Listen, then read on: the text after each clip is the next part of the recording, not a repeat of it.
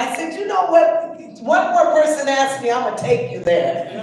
One more person asked me, so I said, let's go. The first 7 women, we went to Kenya, and there was, I mean, everyone was so excited that we were there. They could recognize us, you know. Everywhere we went, they were like, oh, the Black Americans, the Black Americans. And we went to a luncheon held in our honor. And at that luncheon, there was an elder who came, and my friend had a photo album, and she was showing her the photo album. Oh yeah, this is an African-American school. This is an African-American church. This is an African-American club. And the elder said, whoa, whoa, whoa, whoa. You keep calling yourselves African-American. Where from Africa do you come from? And we said, well, you know, we don't really know the answer to that, right? And we were trying to explain to her that even though people knew they were taken from the west of Africa, people were dragged from all over the coastline to the coastlines from the interior of Africa. And as we were explaining this to her, she got this epiphany and said, oh, you must be the stolen ones. And we were like, the stolen ones, who are they? And she began to tell us about all the people who had been stolen from the village she came from. And when she was taught to know her lineage, she was always told, always remember the stolen ones. And in her family, she had been told about a young girl who was a farmer, a gardener. We might call her today a master gardener. She knew how to grow all of those fruits and vegetables and went to the market to sell them and just didn't come back home.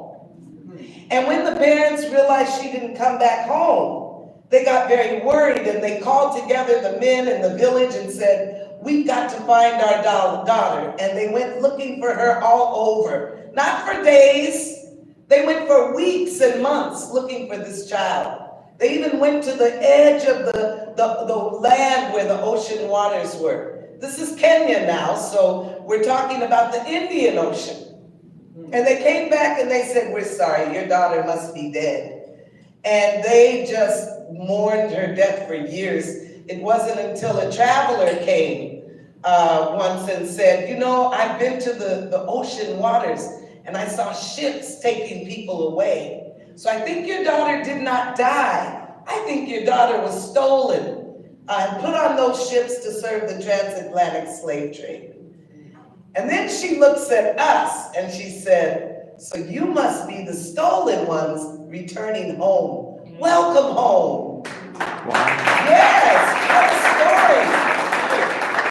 And it's a story for me at the time because actually I knew we were stolen. We've been told that, you know, oh, you were stolen. You know, it wasn't like a big trade market, you know, where they were, you know, working out the money and they just were getting rich and all of this sort of thing. It wasn't that type of system at that time, if you go back in history. So we knew we were stolen. What I had never been told was that we were missed. And that we were missed from the people we were stolen from.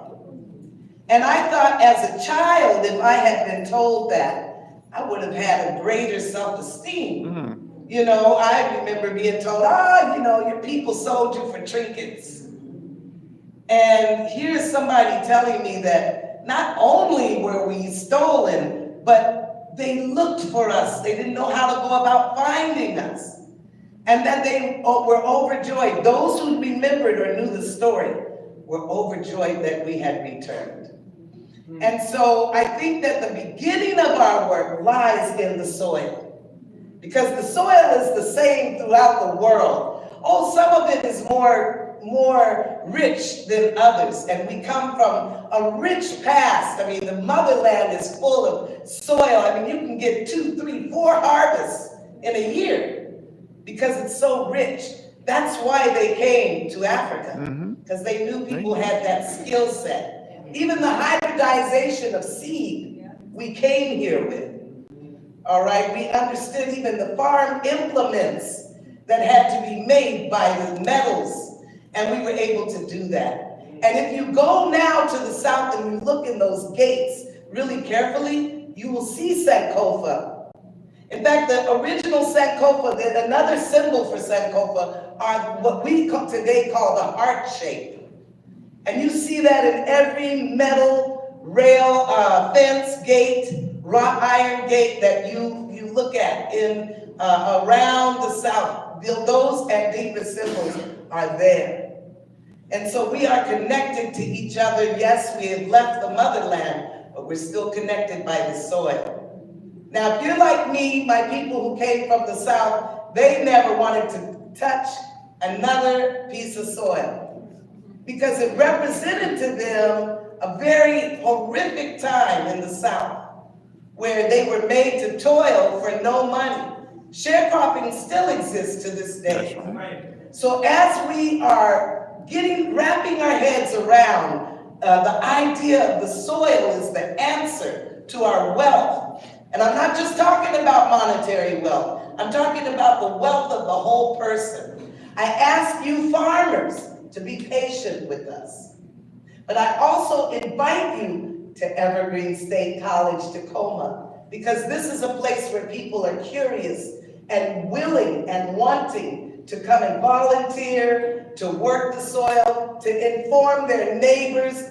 Every inch of housing that is left in this hilltop should have solar panels, should have soil, small gardens that are thriving because we are engaged in it and we are learning about it. And this is a hub, not just for our students who are enrolled, this is a hub for all of us in this community. So I welcome you again to Evergreen State College, Tacoma. Yes. And in the name of our founder, Dr. Maxine Mims, who we just lost recently, but she is clearly still here. She has been a part of these gatherings before she passed away, and she told us, continue the work. So I just say, thank you for being here. Let's continue. All right.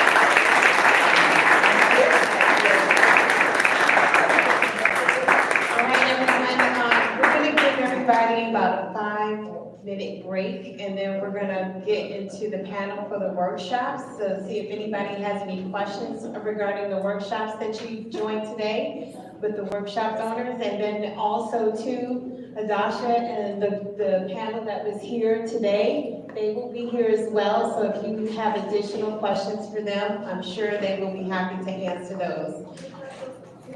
Say it again. Huh? Yes.